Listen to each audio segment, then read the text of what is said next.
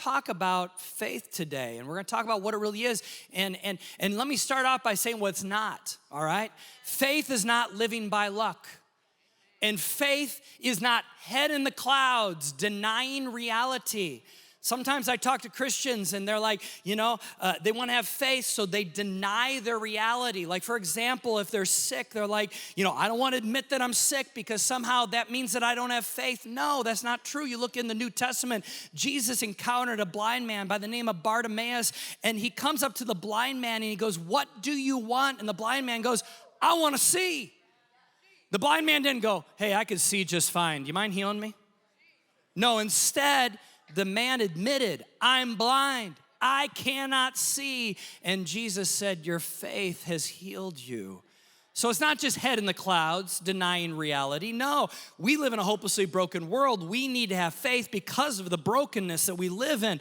Also, faith is not access to a divine genie that lives in a bottle in the sky somewhere and is going to grant us 3 wishes either. Also, faith, at least in my experience, has not always been this warm, fuzzy feeling. Sometimes like, ooh, I have faith, Now, sometimes it's like I'm hanging on for dear life. That's faith. So here's the thing. Faith today, we're gonna boil it down, we're gonna make it basic, elementary. But don't let those words basic and elementary make you think that somehow those words are synonymous with unimportant. Because sometimes it's the basic things, it's the elementary things that are very profound. And we put those into play and it changes our life. So faith really is the very foundation of our relationship with Jesus. In fact, I would even say it this way. Without faith, we don't have our faith. Without faith, we don't have our faith. Faith is important. In fact, if you go to the Greek word faith, which is pistis, all right? That word means this. It means a strong and welcome conviction or belief that, listen, God exists and that he is the creator and ruler of all things, which means he's in charge, and that Jesus is the Messiah through whom we obtain eternal salvation in the kingdom of God. That's what that word kind of boils down to. Now, I'm going to make that a little bit more bite-sized so we can remember it, because I don't know about you. You just saw it on the screen. You probably didn't memorize it. So let's do this.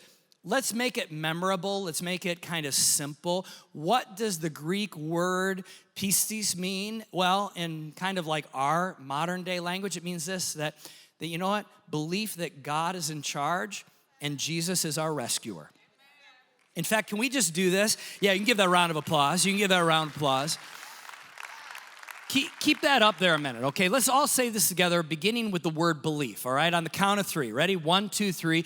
Belief that God is in charge and Jesus is our rescuer. That's faith. God's in charge, meaning I'm not. And you know what? Jesus is my rescuer. He's my savior. He's the one that loves me.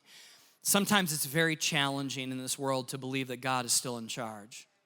I mean, if you watch the news recently, right? Seems like the world's getting crazy. I say that every year. Like throughout sermons every year, I'm like, the world's kind of getting crazier. And here's the thing. It's always getting crazier than the year before. I don't know. I mean, it's really weird. And for me, many times we begin to question, God, are you really in charge? Are you still in control? Are you really in charge?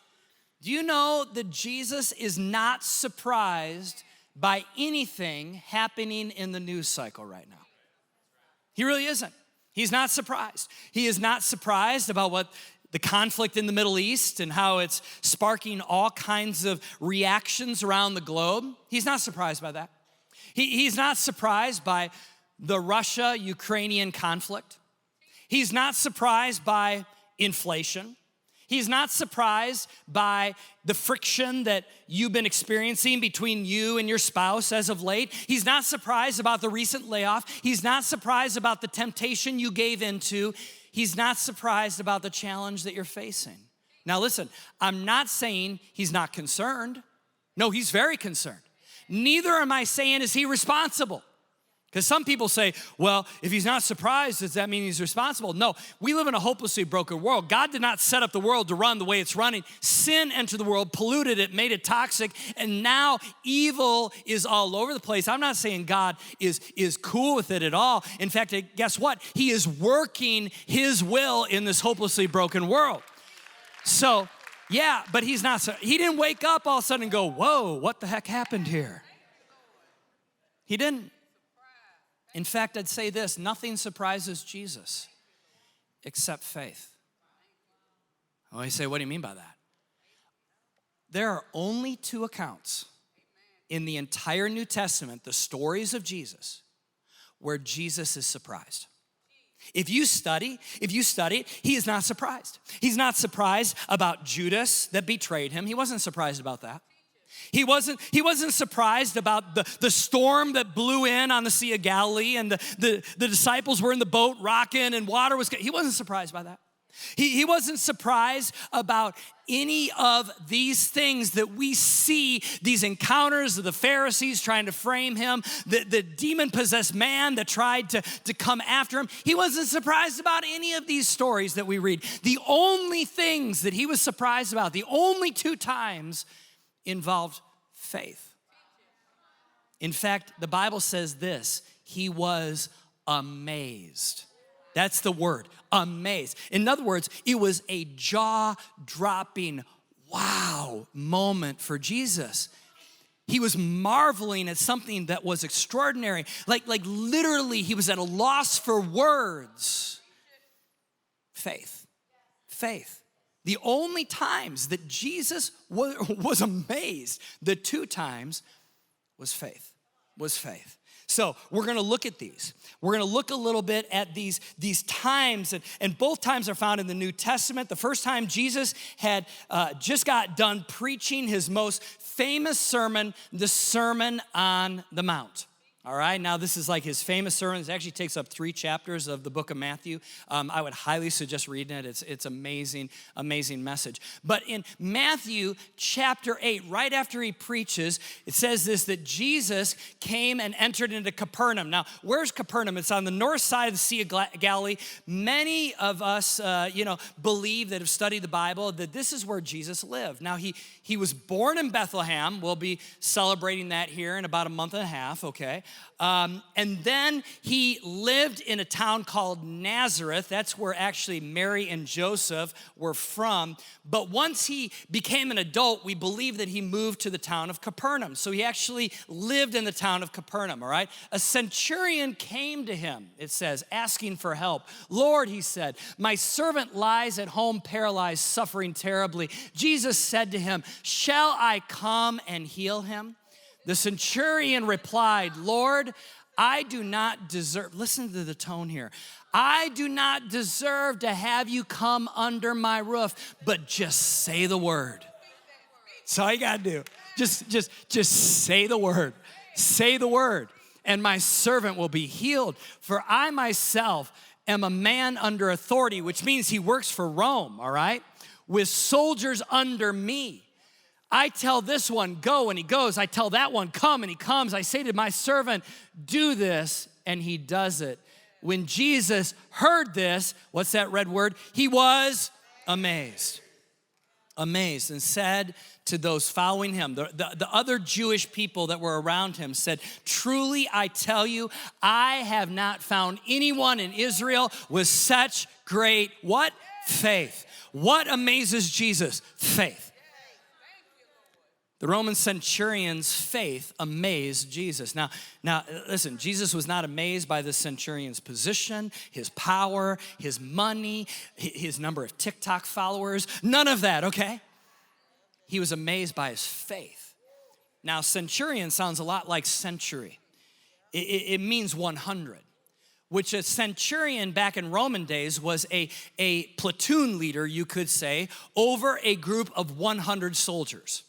So this man was stationed in Capernaum, and he had 100 soldiers reporting to him, and he ruled that area with those 100 soldiers.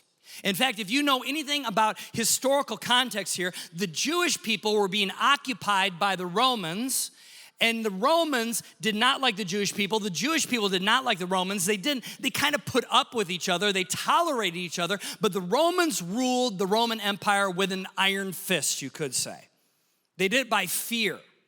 And isn't it ironic that Jesus just came down from the mount where he preached the Sermon on the Mount, and he just got done talking about loving your enemies. And then he comes down and he models it in front of the group of his followers, Jewish people. He's like, you know what? This centurion, which is the enemy, I'm saying I'm amazed. I have not seen faith like this in all of Israel. In all of Israel. You know, here's this man, the centurion of power and authority, but this is what he recognizes in Jesus. He recognizes Jesus as this word, authority.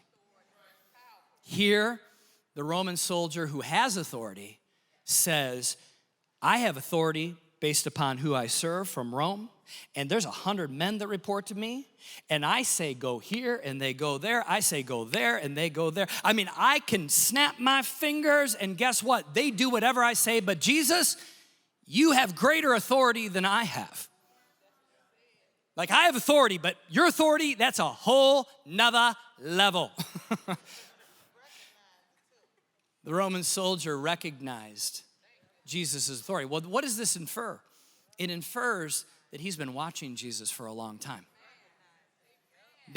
Jesus is kind of basing out of this town, Capernaum, and the centurion is there, and he's been watching Jesus.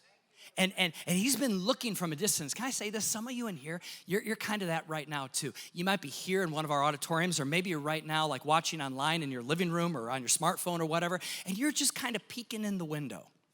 You're going, is this Jesus guy? Is this real? Is this faith real? Is City First a place that maybe I need to go? And you're just kind of from a distance being curious. Can I tell you something? We love that here at City First because so many people are doing that. So many people. And this is what I want you to know, is that I'm just a person, Jen's just a person, the staff, we're just people, the congregation, just people. What we do is we come together and we are amazed by Jesus. And we come together to worship him. So keep coming back, keep asking questions, keep being curious about faith, and our prayer is that you find Jesus. So the centurion is convinced that Jesus is who he says he is and can heal his servant. This is really odd, and here's the reason why. If you study any sort of Roman history, the two lowest types of people, categories of people in Roman civilization, the ones that have next to no rights, are slaves and women. Slaves and women. I don't have time to talk about this, but I always think it's funny when modern day people talk about women's rights or rights of those that are marginalized, and they almost come up like it's their idea. No, in antiquity, in history, you do not see any sort of advocacy for slaves or women until Jesus came. So here's the thing, don't plagiarize Jesus. Don't take his ideas of social justice and make them your own. Instead, give him credit because he is the one that says everybody has value. That's free. That's a totally different sermon. The centurion is saying, will you help my servant? What would give a Roman officer compassion for a slave? Because they didn't have compassion for slaves. This gives us an indicator on who this guy was. He must have had something in his heart that he's like, you know what? I care about my servant. I care about the people that I am over. Jesus discerns this because most Romans would not care about the slave that was sick. They would kick the slave out onto the street and go get another slave is what they would do. And this faith amazes Jesus. This is before the centurion goes to church, before he's even been through growth track. The faith of this man amazes Jesus. His belief that God is in charge and that Jesus is a rescuer. this amazes Jesus. Jesus, you can heal my servant. You know, it's very important because having faith and understanding God's authority must walk hand in hand. Faith requires an objective view of who you are in the light of God. Faith requires that you understand and I understand that I'm not in charge, God is. He has authority. Even if you have some authority, you have some success, you have some mojo in this world, whatever it is that you have, guess what? At the end of the day, God is in charge. So we got to understand that to have faith, it means that we say, you know what? You're in charge. I'm not. The second time that Jesus is amazed, it also involves faith. It's found in Matthew chapter 6. Jesus is now visiting his childhood town of Nazareth. So he's left Nazareth. He probably lives in Capernaum at this point, but now he goes back to his childhood. He goes back to the block, all right? Does that make sense? And he's there, and he starts teaching, and everything goes really, really well at first. But the majority of people start to remember his family of origin. You say, well, his family of origin. Yeah, like remember how Mary became pregnant outside of wedlock. And this was a big deal back then. If you got pregnant outside of wedlock, actually in this culture, you could actually be stoned. And Jesus is conceived outside of wedlock. Remember the Virgin Mary, right? Okay, so they start remembering his family of origin here. And first Jesus is preaching, he's in the synagogue, he's preaching, and everybody's like, wow, they're like, this is amazing. In fact, let's go ahead and look at Mark chapter 6. Jesus left there and went to his hometown, accompanied by his disciples. When the Sabbath came, he began to teach in the synagogue, that's kind of like the church of the day, and many who heard him were, what's the word? Amazed. They were like, whoa, where did this man get these things? They asked, what's this wisdom that has been given to him? What are these remarkable miracles he is performing? But then the tenor changes here. Now, you got to read the Bible a little slowly. Don't just skim through it. The tenor changes. They're like, wow, this guy is amazing. And then they say this, wait a minute. Isn't this the carpenter? Because when Jesus was growing up, he most likely was working for his dad, Joseph, as a carpenter. Isn't this a carpenter? Isn't this Mary's son? So amazement turns into cynicism, all right? And they took offense, it says. So here's the thing. Isn't this Joseph, Judas, and Simon, the brothers? Jesus did have half brothers, okay? After he was the firstborn. And after that, Mary and Joseph had other kids. Now, we have no indication until Jesus had been resurrected that any of his half-brothers or even sisters even believe he was who he said he was. So at this point in the story, all of his brothers and all of his sisters are cynics. I mean, wouldn't you be too? How about if your brother all of a sudden said, hey, I'm the Son of God? Yeah, you're like, oh yeah, right, sure, okay. Isn't this Mary's son? Isn't this Joseph, Judas, and Simon's half-brother? Aren't these his sisters that are with us? And they took offense. Hear this. Jesus said to them, a prophet is not without honor except in his own hometown, among his relatives, and in his own home. He could not do any miracles. In other words, their cynicism put a lid on Jesus' ability to do miracles, all right? Goes on to say, except lay his hands on a few sick people and heal them. He was amazed by what? Their lack of faith.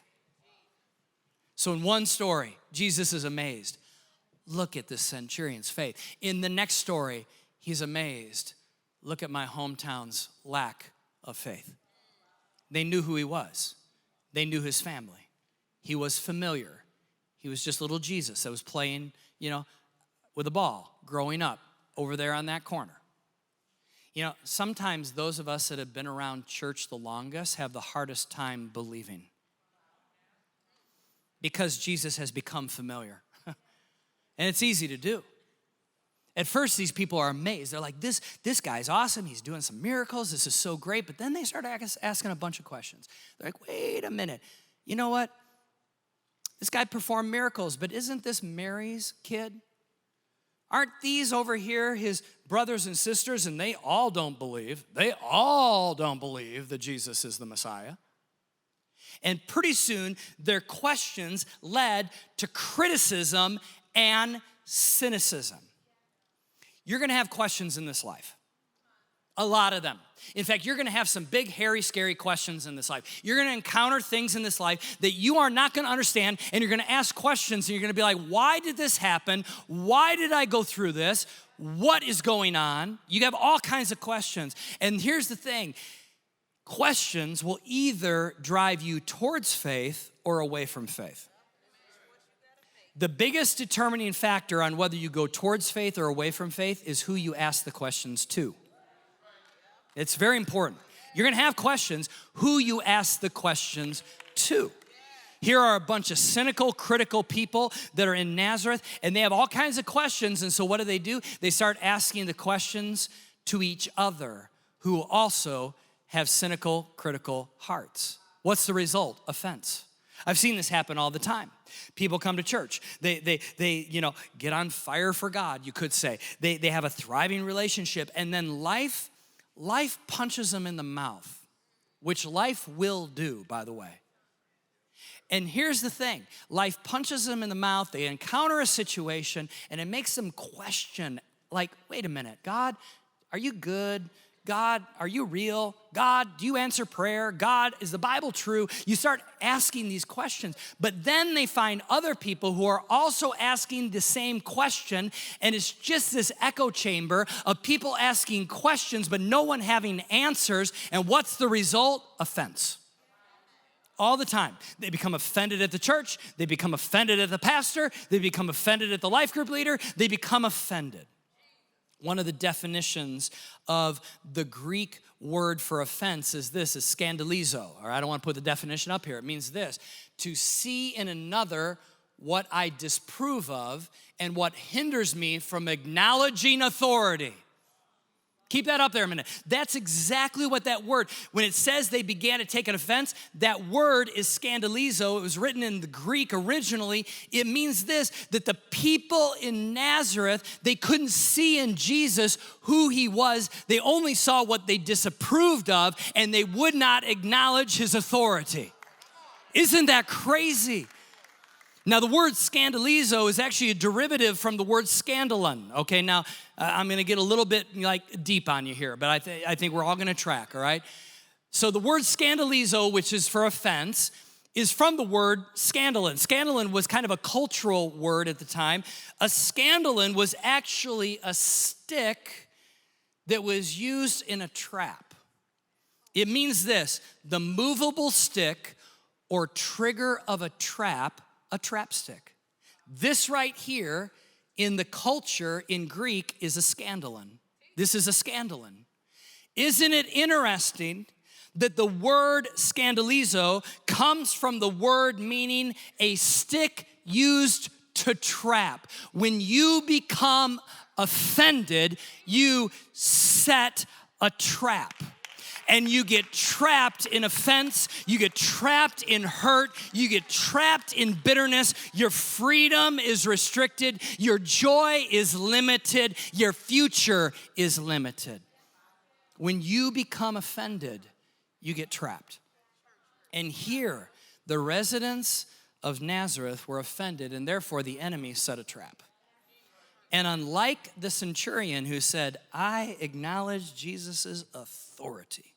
I'm a man under authority, I have authority, but you have a greater authority. You're in charge, Jesus. Instead, the very opposite, those in Nazareth said, you have no authority. Who are you? Who are you to say these things? And they became offended. Now, when we hear the word authority in America, we don't like that word because we're cowboys, cowgirls. No one's gonna tell me what to do, right? It's kind of the spirit of our nation. I mean, remember, we founded our nation because of a revolution, right? I'm not saying that we have a bad nation. I'm just telling you, it's kind of in us that we're our own captain of our own ship. But can I tell you, the authority of Jesus can be trusted. The authority of Jesus is safe. The authority of Jesus is not corrupt. The authority of Jesus actually brings freedom. See, faith is responding to life as if God really is in charge and Jesus is our rescuer. So God has authority and Jesus is our rescuer. Now listen, there's all different types of faith being expressed in the room today and online. There's the, is God even real kind of faith? Or the, I'm single and I don't like any of my options kind of faith?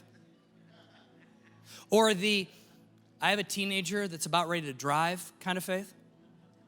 Or I went through a painful divorce and I'm starting over kind of faith? Or the, I lost my job and I have bills to pay kind of faith? Or I'm getting older and I want to still have purpose in my retirement kind of faith? Or I just had a baby and I have no clue what to do and I can't sleep kind of faith? Or I'm the only one in my family that actually has faith and goes to church kind of faith? Or I've made some dumb choices and I'm living in some consequences kind of faith? Or maybe the, I recently gave my life to Jesus kind of faith? Or I received a diagnosis and I'm scared to death kind of faith? All kinds of faith. All kinds of faith that right now, I mean, this is the real world stuff, right? This is the stuff that, we walk out back into. So, when we're fighting and searching and wrestling in our faith, we want to question if God really is in charge, if he really answers, if he really prayers, if he really heals, if he really restores, if he really does all of these things. When we're wrestling with all this, how do we respond to these realities? Do we respond with a prayer that says, God, I don't understand, but I believe that you love me, that you're in charge, and you can help me? Because there's two kinds of faith that we can have. The centurion kind of faith that says, Jesus, you're in charge, help. Or the Nazarene kind of faith that says, I'm offended by your request, God, to trust you. Those are the two types of faith. And can I tell you that both types will amaze Jesus?